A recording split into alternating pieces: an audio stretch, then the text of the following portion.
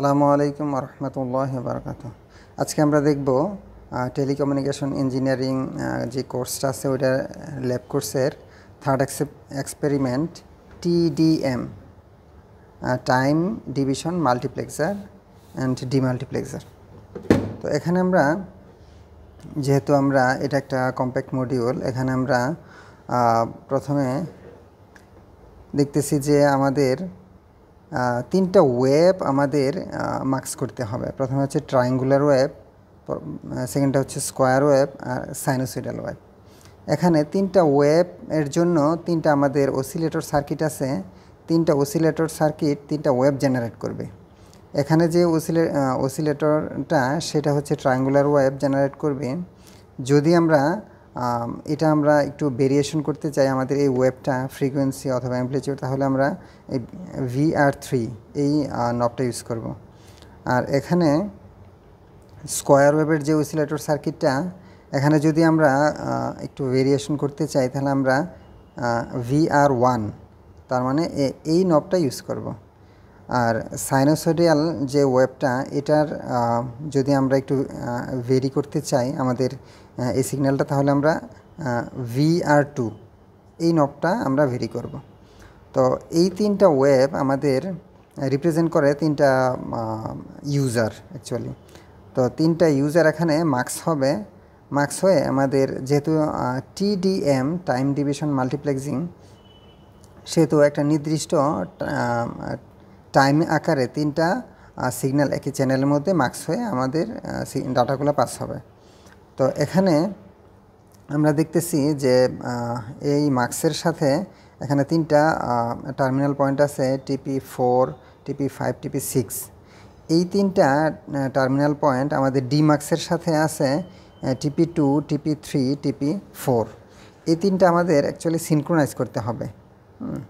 Synchronise করার পরে আমরা জানি যে যখন আমরা TDM করি, তো ইনপুটে বা মার্কসে যেই টাইমে একটা সিগন্যাল থাকবে, আমাদের ডি মার্কসে ওই টাইমে সেম সিগন্যাল থাকতে হবে।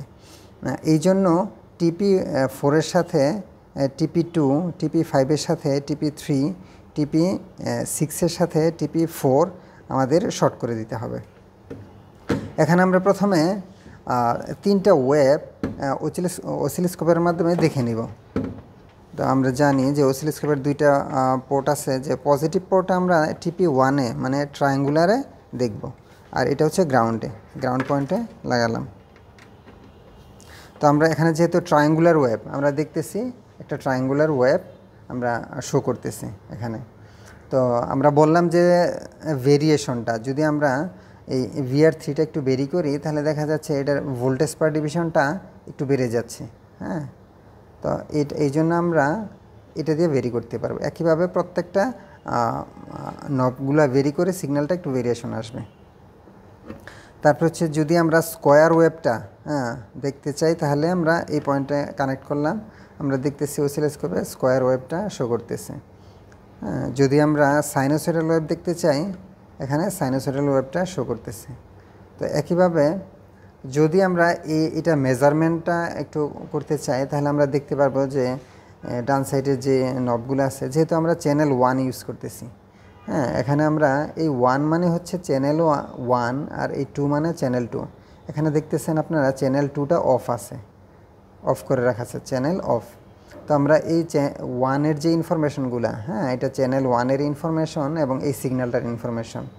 তো আমরা প্রথমে Vmax দিয়ে এই সিগন্যালটার ম্যাক্সিমাম ভোল্টেজ আর time period, peak to peak voltage, আর এখানে আমরা ফ্রিকোয়েন্সিটা দেখতেছি নিচে। তো এইভাবে আমরা একটা সিগন্যালের ইনফরমেশনগুলো আমরা দেখে নিতে পারবো প্রত্যেকটা সিগন্যালের। তো এখন আমরা এই তিনটা সিগন্যালের যে এই আইসিটা, এটা কি করবে, মার্কস করবে। তো যদি আমরা এই মার্কসের আউটপুটে আমরা কানেক্ট করি, তাহলে দেখব আমাদের পরপর তিনটা সিগন্যাল, একটা নির্দিষ্ট টাইম আকারে টাইমে ভাগ করা আছে, তিনটা সিগন্যাল আমাদের পরপর আসতেছে। তো আমরা যে টাইমের কথা বলতেছি, এখানে আমাদের একটা পয়েন্ট আছে ক্লক অ্যাডজাস্টমেন্ট।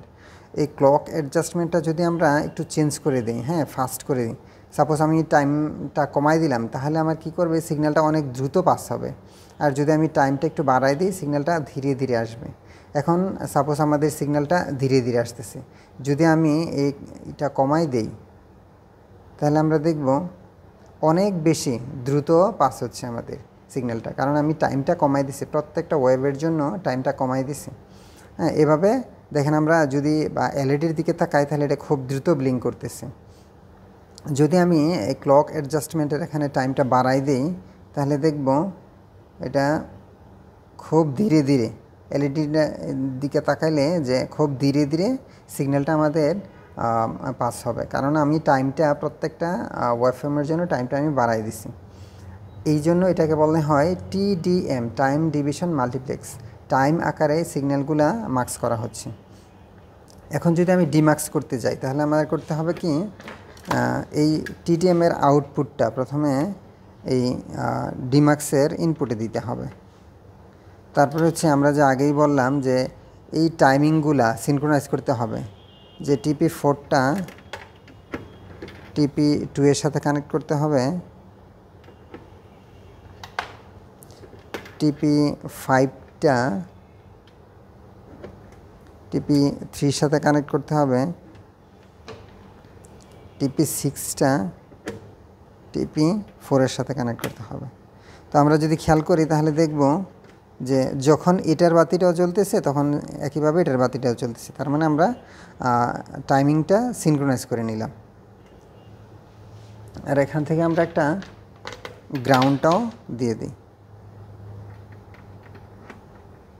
এখন আমরা ডিমার্কস অ্যাকচুয়ালি কী দেখব, হ্যাঁ, যে এখানে দেখতেছি আমরা ডিমার্কসে এখানে ট্রায়াঙ্গুলার ওয়েভ আলাদাভাবে আসবে, স্কোয়ার ওয়েভ আলাদাভাবে আসবে, সাইনোসয়েডাল ওয়েভটা আলাদাভাবে আসবে।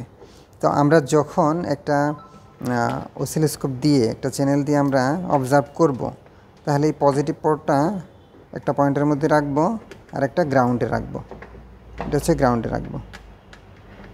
তাহলে আমরা যেহেতু একটা পয়েন্টে শুধু ট্রায়াঙ্গুলার ওয়েভের ওখানে কানেক্ট দিলাম, তাহলে শুধু আমরা দেখতেছি ওই ওই টাইমে শুধু ট্রায়াঙ্গুলার ওয়েভটা আমরা দেখতে পাচ্ছি, আর বাকি সময়টা এটা ব্ল্যাঙ্ক থাকতেছে, জিরো থাকতেছে। একইভাবে এর মানে হচ্ছে যে আমরা যদি কেউ একজন আরেকজনের সাথে কথা বলি, তাহলে দেখা যাচ্ছে যে একজন আরেকজনের সাথে ওই ওয়েবটাই শুধু সে সিলেক্ট করলো, হ্যাঁ, বাকি ওয়েবগুলো সে ফ্রি থাকলো। আমরা এই ট্রায়াঙ্গুলারটার সাথে ট্রায়াঙ্গুলার আমরা কানেক্ট আছে, এই জন্য শুধু ট্রায়াঙ্গুলারটাই দেখতে পাচ্ছি। আর যদি আমরা স্কোয়ার ওয়েবটার সাথে কানেক্ট করি, তাহলে শুধু স্কোয়ার ওয়েবটাই দেখতে পাবো, আর দুইটা ওয়েব আমরা দেখতে পাবো না।